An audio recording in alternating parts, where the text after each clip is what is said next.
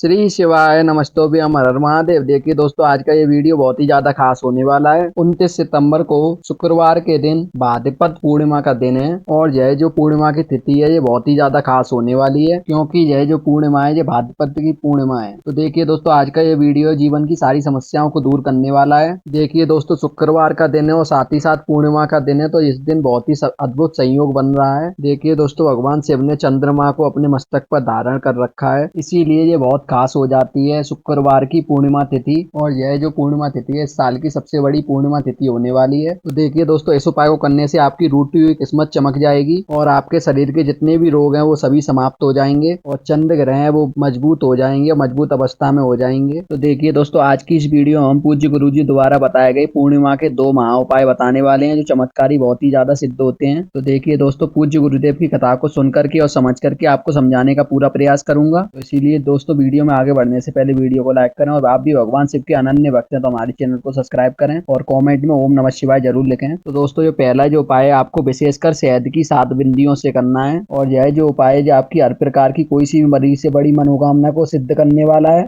देखिए दोस्तों, यह जो उपाय है जो आपके जीवन की सारी समस्याओं और सारी बाधाओं को दूर करने वाला है और हमारे जीवन में सुख शांति और ऐश्वर्य की प्राप्ति करवाने वाला है। तो दोस्तों, शुक्रवार की पूर्णिमा के दिन आपको सबसे पहले ये उपाय करने के लिए थोड़ा सा शहद ले लेना है और शहद मात्र आपको 1 चम्मच ही लेना है और साथ में आपको एक बेलपत्र लेना है। बेलपत्र लेते समय आपको विशेष करके ध्यान रखना है बेलपत्र कहीं से कटी हुई फटी हुई नहीं होनी चाहिए और बेलपत्र कहीं से खंडित ना हो, इस बात का आपको विशेष ध्यान रखकर बेलपत्र ले लेना है। अगर देखिए दोस्तों, आपके घर के आसपास आपको बेलपत्र का पेड़ नहीं है जहाँ पर आपको बेलपत्र मिल ना पाए, तो आप शिवलिंग से ऊपर से बेलपत्र उठा करके उसे शुद्ध पानी से धो करके उसको पवित्र कर करके ले सकते हैं, आप प्रयोग में ले सकते हैं। दोस्तों, एक विशेष बात का आपको ध्यान रखना है, बेलपत्र को लेते समय आप जो डंठल की लास्ट में गांठ होती है, जो बेलपत्र की पत्ती के जो नीचे बिल्कुल जो डंडी होती है उसमें जो गांठ होती है उसको आपको हटा देना, मतलब कि उसको तोड़ देना है और उसे आपको बेलपत्र ले लेना है और साथ में आपको एक तांबे के पात्र के अंदर शुद्ध जल ले लेना है। जल आपको अपने घर से ही लेना है, इस बात का आपको विशेष करके ध्यान रखना है। तो देखिए दोस्तों, इन सभी सामग्री को लेकर के आपको पहुंच जाना है भगवान शिव जी के मंदिर में। तो देखिए दोस्तों, इस उपाय को आप सुबह से लेकर शाम तक किसी भी समय कर सकते हैं, लेकिन दोस्तों कल पूर्णिमा की तिथि है, साथ ही साथ शुक्रवार का दिन भी है। अगर आप इस उपाय को रात के समय करते हैं तो बहुत ही चमत्कारी और बहुत ही सिद्ध हो जाता है और सर्वोत्तम सिद्ध होता है। देखिए दोस्तों, शहद जो होता है जो हमारे जीवन में दुर्घटनाओं को दूर कर करके हमारे जीवन में सौभाग्य की प्राप्ति कराता है और बेलपत्र जो है वो हमारे महादेव को बहुत ही अति प्रिय होता है। साथ ही साथ कल पूर्णिमा का दिन भी है, इसलिए आपको बेलपत्र का प्रयोग अवश्य ही करना है। तो देखिए दोस्तों, आपको सबसे पहले अपनी जो चीटी उंगली के पास में जो अनाम का उंगली होती है उसमें आपको थोड़ा सा शहद ले लेना है। तो देखिए दोस्तों, अब इस उंगली से आपको जो बेलपत्र की बीच वाली पत्ती होती है जो भगवान शिव की माना जाता है, तो उस पर आपको ओम का निर्माण करना है और बेलपत्र की जो अन्य 2 पत्तियां होती हैं उन पर आपको एक एक बिंदी लगा देनी है। एक बिंदी आपको माता पार्वती के नाम से लगानी है और एक बिंदी आपको भगवान गणेश जी के महाराज के नाम से लगानी है। तो अब दोस्तों, आपको इस बेलपत्र को अपने सीधे हाथ में रखना है। तो अब आपको आपके जीवन में जो भी संकट है, जो भी दुविधाएं, जो भी बाधाएं हैं, वो सारी दुविधाओं को आपको महादेव के सामने बोल देना है और इन सभी को दूर करने के लिए आपको महादेव जी से प्रार्थना कर लेनी है। दोस्तों, अब आपके पास जो बेलपत्र है उसे आपको भगवान शिव जी की शिवलिंग पर समर्पित कर देना है। देखिए दोस्तों, बेलपत्र का जो स्पर्श साइड होगा वो वाला जिसमें आपने ओम का निशान बनाया है और एक एक बिंदी लगाई है, वो वाला साइड शिवलिंग से स्पर्श होगा, इस बात का आपको विशेष करके ध्यान रखना है और जो डंडी वाला